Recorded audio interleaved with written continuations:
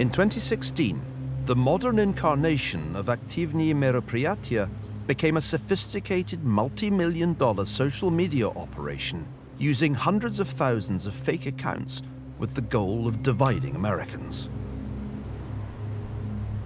But what they were really doing over time, over about 2.5 years, was facilitating tribalism.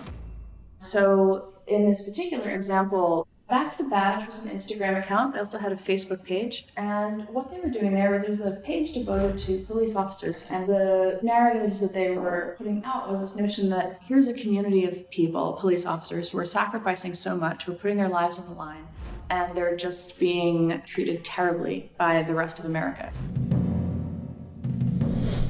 The real trick of Russian social media tactics is to take a divisive issue and play each side against the other.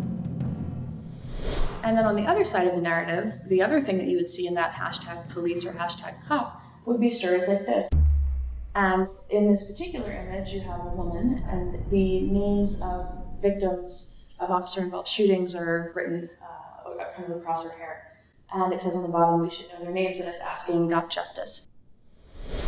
Remember, both sides of this conflict were created not by Americans, but by Russians.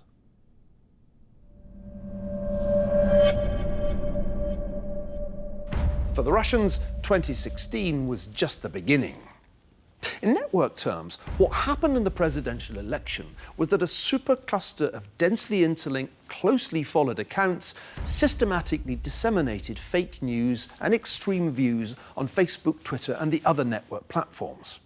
Facebook has since admitted that the Russians used 470 false identities and took out around 3,000 ads on Facebook and Instagram.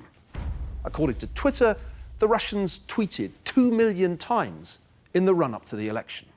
Yet it's important not to exaggerate the role the Russians played. In all, they probably accounted for less than 1% of all the political content online in the election year. It would be more accurate to say that the network platforms, rather than the Russians, were the decisive factor. They enabled Americans to wage information warfare on one another.